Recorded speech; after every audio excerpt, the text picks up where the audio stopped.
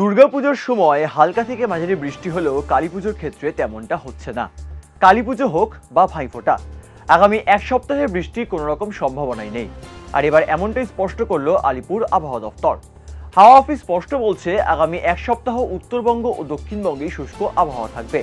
এছাড়া রবিবার উপকূলবর্তী জেলাগুলোতে একেবারেই হালকা বৃষ্টিপাতের সম্ভাবনা থাকলেও তা বেশিক্ষণ স্থায়ী হবে না। পাশাপাশি অন্যান্য জেলাগুলোতেও আংশিক মেঘলা আকাশ থাকবে। হাওয়া অফিস সূত্রে খবর, 25শে অক্টোবর দক্ষিণ 24 পরগনা ও পূর্ব মেদিনীপুরে হালকা বৃষ্টিপাতের সম্ভাবনা রয়েছে। এছাড়া বর্তমানে বঙ্গোপসাগর ও দক্ষিণ আন্দামান সাগরে একটি ঘূর্ণাবর্ত অবস্থান করছে। 21শে অক্টোবর ঘূর্ণাবর্তটি নিম্নচাপে পরিণত হওয়ার সম্ভাবনা রয়েছে এবং তারপরের দুদিনে সেটি গভীর নিম্নচাপে পরিণত হবে। যদিও হাওয়া অফিসের পূর্বাভাস অনুযায়ী নিম্নচাপের কোনো রকম প্রভাব পশ্চিমবঙ্গে পড়বে না। আগামী কয়েকদিনের জন্য কলকাতা পার্শ্ববর্তী বিভিন্ন জেলায় সর্বনিম্ন তাপমাত্রা 25 থেকে 26 ডিগ্রি সেলসিয়াস থাকছে, যা স্বাভাবিকের থেকে 1 থেকে 2 ডিগ্রি বেশি। ফলে এখনই বঙ্গে শীত পড়ার কোনো রকম সম্ভাবনা নেই।